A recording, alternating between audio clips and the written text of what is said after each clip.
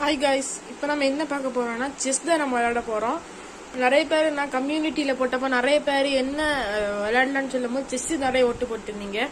அப்புறம் நான் ரெண்டாவது விச்சு செஸ் ஐ ஓட்டுன்னு போடும் போது தியோரி ஆர் ப்ராக்டிக்கல்னு போட்டும் போது நீங்க ப்ராக்டிக்கல் நிறைய பேர் போட்டிருந்தீங்க. ஸோ உங்களுக்காக தான் நான் செஸ் விளையாட போறேன்.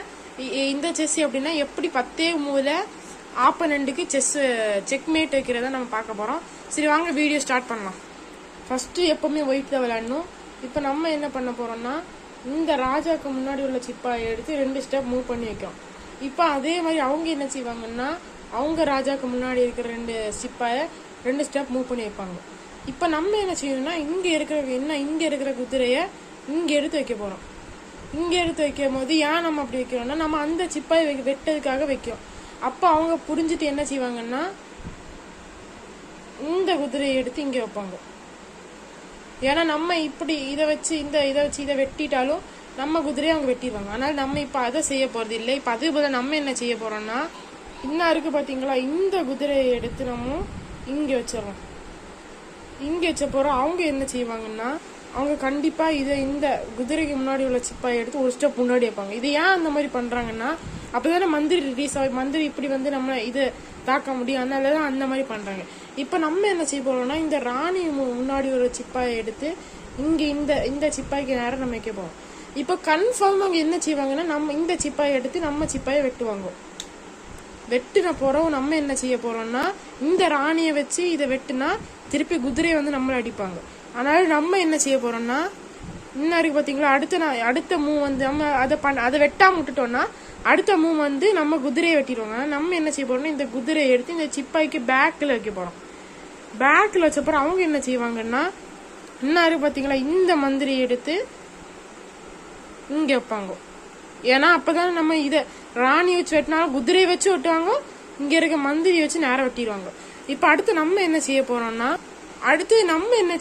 இன்னும் இருக்கு பாத்தீங்களா, இந்த பிளாக் கலர் இந்த நம்ம ஒயிட் கலர்ல இருக்கிற பிளாக் பாக்ஸ் மந்திரிய நம்ம இங்க வைக்க போறோம். அதாவது ராணிக்கு நேரம்.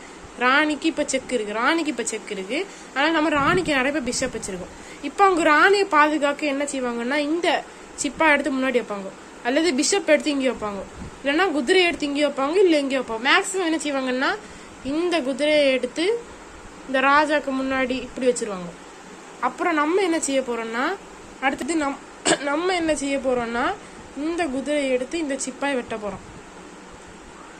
இந்த சிப்பாய் வெட்டினோம்னா கன்ஃபார்மா அடுத்தவங்க என்ன செய்வாங்கன்னா இந்த மந்திரியை எடுத்து நம்ம குதிரையை வெட்டுவாங்க.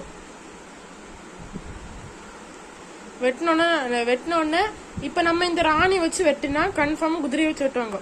அதனால நம்ம இப்ப அதை பத்தி யோசிக்க போறது இல்ல, நேரம் இந்த மந்திரியை வெட்டிட வேண்டியதான்.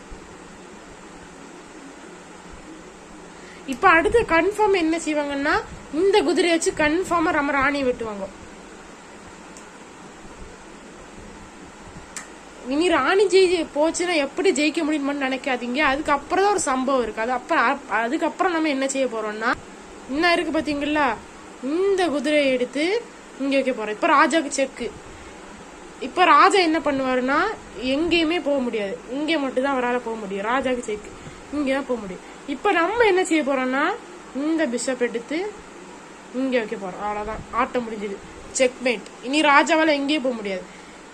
இங்க போனாலும் அவுட்டு, இங்க போனாலும் குதிரை வெட்டும், இங்க போனாலும் பிஷப் வெட்டும், இங்க வந்தாலும் குதிரை வெட்டும்.